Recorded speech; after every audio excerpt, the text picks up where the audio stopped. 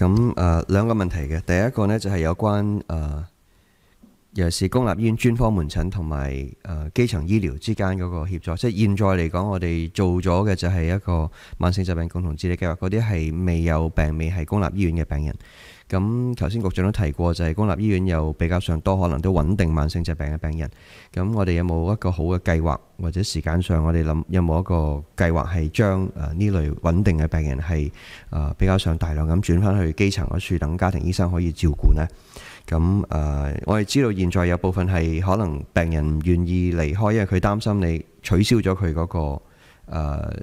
個案，咁佢即係叫 case close， 佢就冇得翻轉頭。即係其實呢方面會唔會係有一個轉變？即係其實唔係取消嘅，不過呢個時間你翻去家庭醫生度睇啫，一齊睇嘅啫嘛。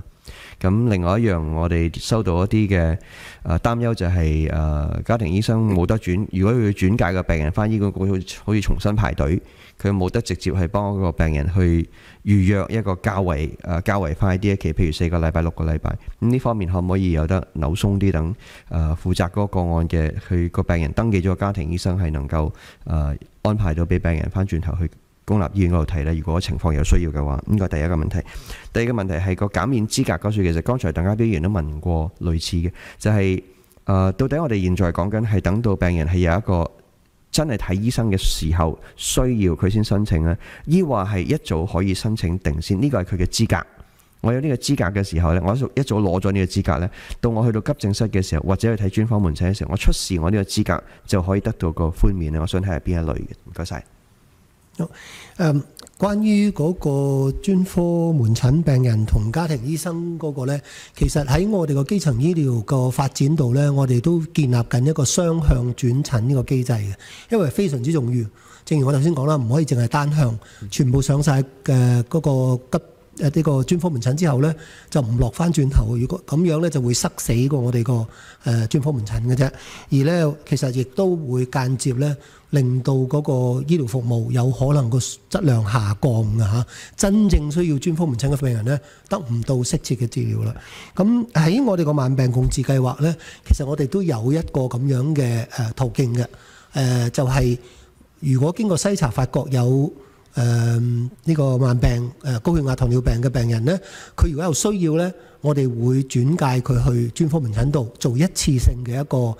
建議，睇下佢個治療方案係咁樣嘅。咁呢個呢，就只係好少數病人需要嘅。呢個係非常之好嘅，顯示到嗰個家庭醫生喺把關方面係有能力照顧到呢啲篩查出嚟嘅高血壓糖尿病啦。咁同一時間呢，其實我哋個基層醫療處同醫管局呢，都而家規劃緊嗰個雙向轉診嗰個機制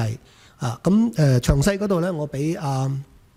高醫生去解釋下，即係將來嘅話，如果我哋做呢個同基層醫療處去做呢個雙向轉診嘅時候，有啲咩方法？呢個唔容易嘅，改變病人嘅一個習慣嚇，令到佢哋呢能夠明白需要嘅時候，專科醫生喺度會俾到你更加好嘅服務。反而呢，如果大家唔需要專科嘅時候都擁晒去專科度呢，其實最終就係累鬥累。令到我哋嘅專科服務個水準下降嘅。至於喺個減免嗰度呢，個減免係一個時限性嘅，因為針對佢個收入同埋個資產評估係一個時限性嘅。咁所以呢，我都唔鼓勵病人話而家一下就需要嘅。而我哋喺個申請流程度，如果做好晒嗰啲準備功夫呢，確保個申請唔會有一個好大嘅一個延誤性呢。其實病人係唔需要未有病嘅時候就走去申請呢樣嘢嘅。咁我俾阿高醫生補充多啲。好啊，高醫生。係，多謝主席。好同意頭先嘅講法呢，就係頭先提到我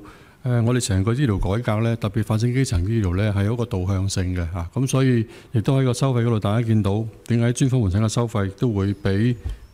家庭醫學門診會為高啦。如果轉介呢，我哋都同樣期望係雙向性嘅嚇，即係話一啲病人如果佢病情穩定，唔需要長時間專科覆診呢，佢就可以去我哋嘅家庭醫學診所嗰度覆診，或者基層醫療嗰方面啦。但係同樣地呢，都明白病人嘅病情可能會轉變等等，咁變咗呢，佢可以好似頭先主席提到呢，用一個比較便捷、比較快嘅途徑呢，可以得到翻專科嘅服務。而事實上呢，今年施政報告呢，提中一個重點呢，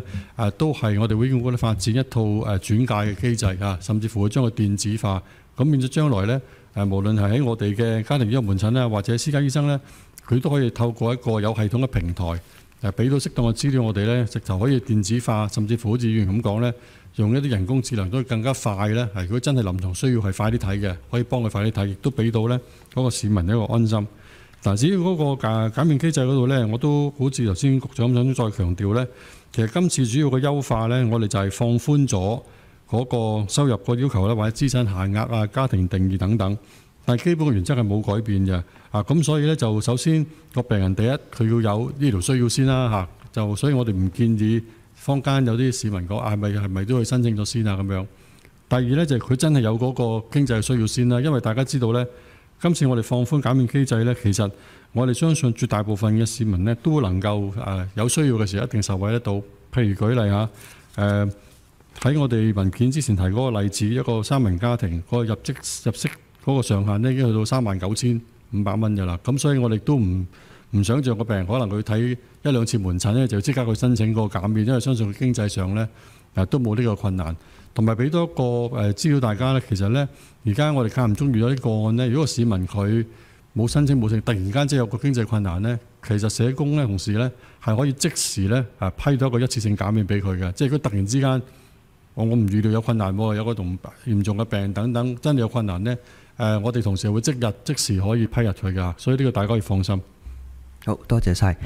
多謝晒局方嘅回應，亦都多謝議員嘅發言。